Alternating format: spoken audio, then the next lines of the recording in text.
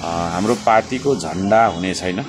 हामी चुनाव चिन्ह अंकित चुनावको बेलामा अब केही सानो कपडाको टुक्रामा हाम्रो पार्टीमा आबद्ध हुनुहुने सम्पूर्ण आदरणीय सदस्यज्यूहरूलाई हामी श्रमदाता भन्ने छौं, कार्यकर्ता भन्ने छैन। सम्पूर्ण मित्रलाई हार्दिक नमस्कार छ। मित्रहरू, अहिले हाम्रो निर्वाचन आयोगमा छ। निर्वाचन आयोगले अब पत्रकारलाई जानकारी दिएछ, पछि मात्रै गरौँ भन्न खोजेका थियौं।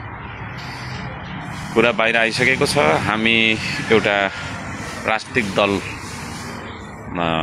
निर्माण गर्दैछौं, गठन प्रक्रिया भइसकेको छ र हाम्रो दलको नाम, पार्टीको नाम चाहिँ श्रम संस्कृति पार्टी रहनेछ। श्रम संस्कृति पार्टी र चुनाव चिन्ह माटो हामीले राखेका छौं। अब यसको औपचारिकता को लागि केही समय लाग्ने हुन जान्छ र म यहाँ के एनाउन्स गर्नलाई आएको छु भने केही कुराहरू अब हुन त यो म सिलसिलेवार तरिकाले थुप्रै कुराहरू राख्दै जानेछु। हाम्रो पार्टीको झण्डा हुने छैन। हामी चुनाव चिन्ह अंकित चुनावको बेलामा अब केही सानो कपडाको टुक्रामा बनाउन त्यो अन्यथा नहोला, तर पार्टीको आफ्नै झण्डा हुने छैन। यो पार्टीको झण्डा बनाउँदाखेरि करोडौं रुपैयाँको के तपाईको कपडा च्यातेर हैन हामीले झण्डा बनाउने गर्छौं। तर यो देशमा गरिब दुखीहरू पनि छन् हैन, गरिब दुखीहरू पनि हामी छौं, जसले चाहिँ तपाईको चाहिँ एक सरो लुगा लाउन सकिरहेको हुँदैन। त्यस्ता मानिसहरूलाई बरु हामी कपडा किनेर उपलब्ध गराउँछौं, तर आफ्नो पार्टीको झण्डाको नाममा करोडौं रुपैयाँको चाहिँ कपडा च्यातेर कपडाको दुरुपयोग हामी गर्दैनौं। एक नम्बरको कारण मैले अहिले भर्खर स्टेटसमा पनि लेखेको छु। र दोस्रो कारण चाहिँ त्यो अझ महत्त्वपूर्ण कारण छ, त्यो चाहिँ यो पार्टीको झण्डा बोक्न थालेपछि पार्टीको झण्डा प्रतिको लगाव हैन, त्यो प्रतिको मोह यति धेरै बढ्दो रहेछ कि त्यसले चाहिँ हाम्रो राष्ट्रिय झण्डा, हाम्रो देशको झण्डालाई नै ओझेलमा पार्दो रहेछ। आफ्नो देशको झण्डा बरु चाहिएन भन्ने खालको, आफ्नो पार्टीको झण्डा चाहिँ हुनुपर्छ है भन्ने खालको पार्टीलाई चाहिँ देशभन्दा माथि देख्ने जुन एक खालको कुचलन हुँदो रहेछ। त्यसो भएको कारणले दुईटा कारणले गर्दाखेरि हाम्रो पार्टीको श्रम संस्कृति पार्टीको आफ्नो झण्डा हुने छैन र हाम्रो पार्टीमा आबद्ध हुनुहुने सम्पूर्ण आदरणीय सदस्यज्यूहरूलाई हामी श्रमदाता भन्ने छौं, कार्यकर्ता भन्ने छैन। हाम्रो पार्टीमा कार्यकर्ता हुने छैन, श्रमदाता हुनेछ, जसले यो देशको हैन उन्नतिका लागि पसिना बगाउँछ, उत्पादन र निर्माणका लागि पसिना बगाउँछ, यो देश बनाउनका लागि, देश बचाउनका लागि जसले पसिना बगाउँछ उसलाई चाहिँ ससम्मान हामी श्रमदाता भन्ने छौं, कोही कसैको कार्यकर्ता भन्ने छैन है। यो पनि मैले यहाँ एनाउन्स गर्नुपर्छ। माटो छुने मान्छे, पक्का श्रम गर्ने मान्छेलाई मात्रै हामी सदस्यता दिन्छौं हैन। कलम भिडेर हैन तपाईको चाहिँ सुकिलो मुकिलो माटोलाई फोहोर भनेर माटोदेखि टाढो भाग्ने मान्छेलाई हामी सदस्यता दिने छैनौं। अनिवार्य रूपमा श्रम गर्नुपर्छ हैन, श्रमदानमा हैन, सकेको श्रमदान गर्नै पर्छ। त्यस्ता व्यक्तिहरूले मात्रै हाम्रो पार्टीको सदस्यता पाउनेछ।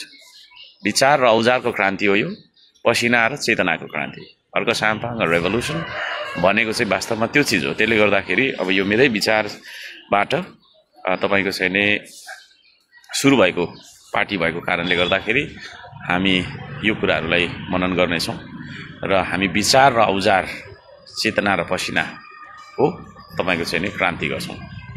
यो देशमा भएका अभावलाई, यो देशमा भएको गरिबी, यो अभाव गरिबीकै कारणले गर्दाखेरि अनेक परिको द्वन्द्व सिर्जना हुन्छ भन्ने हाम्रो बुझाइ हो।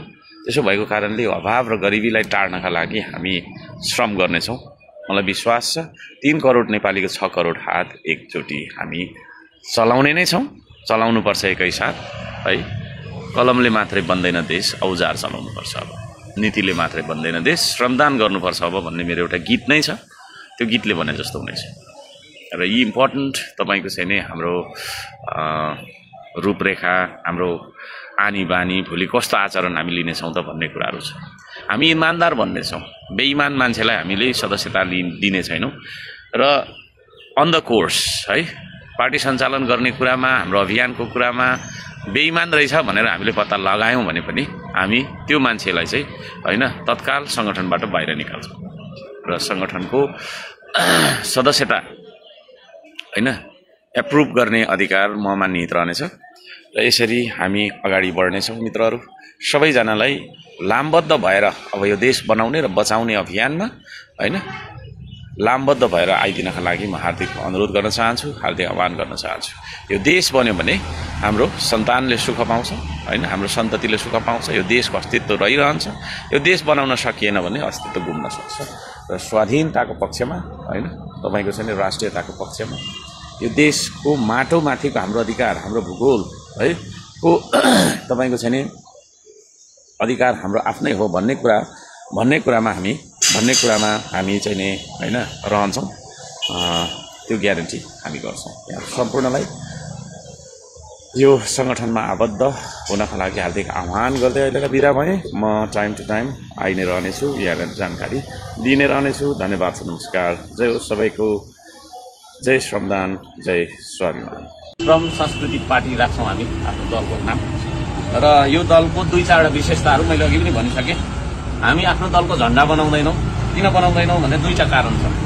एउटा कारण चाहिँ करोडौं रुपियाँको कपडा च्यातेर झण्डा बनाइदो रहेछ। बरु त्योभन्दा गरिब दुखीलाई हामीले चाहिँ हैन एक आङ लुगा सिलाइदिनुपर्छ भन्ने हाम्रो रहन्छ। अर्को कुरा चाहिँ पार्टीको झण्डा भइसकेपछि चाहिँ राष्ट्रिय झण्डा ओझेलमा पर्दो रहेछ। त्यही पार्टीकै झण्डा बोकेर हिँड्नु मन लाग्दो रहेछ। अनि राष्ट्रिय झण्डाप्रतिको हाम्रो मोह सम्मान नहुने भएको कारणले गर्दाखेरि हैन तपाईको चाहिँ हाम्रो झण्डा हुँदैन। हामी हाम्रो सदस्यहरूलाई कार्यकर्ता भन्दैनौँ, श्रमदाता भन्छौँ। कोही कसैको कार्यकर्ता भन्दैन, हामी सबै श्रमदाता। त्यो चिज हो। हामी श्रम गर्छौँ। माटो नछुनेलाई सदस्यता दिँदैन। दिँदैन। गफ गर्ने त अरू दलमा जाँदा हुन्छ। गफ गर्ने मान्छे अरू दलमा जाँदा हुन्छ। हाम्रोमा गफ गर्ने मान्छेलाई भ्याकेन्सी हुँदैन है। भाषण गर्नुलाई नेता बन्नु भनिँदैन हामी होइन। काम गरेर देखाउनुलाई, जिम्मेवारी वहन गर्नुलाई, उसको चाहिँ नैतिक आचरणदेखि लिएर इमान्दारी सम्पूर्ण कुरालाई हेरेर हामी नेता चुन्छौँ। अहिले जोडिने क्रममा त जो पनि जोडिँदै जान्छ होला, तर पछि हामी फिल्टर गर्दै सबै फालिदिहाल्छौँ।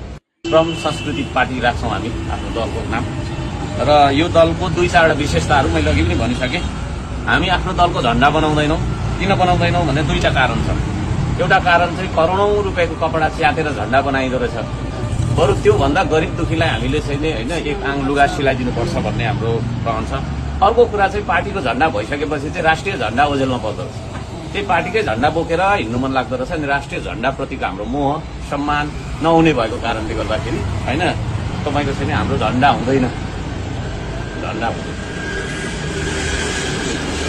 हामी हाम्रो सदस्यहरूलाई कार्यकर्ता भन्दैनौँ, श्रमदाता भन्छौँ। कोही कसैको कार्यकर्ता भन्दैन, हामी सबै श्रमदाता। त्यो चिज हो। हामी श्रम गर्छौँ। माटो नछुनेलाई सदस्यता दिँदैन।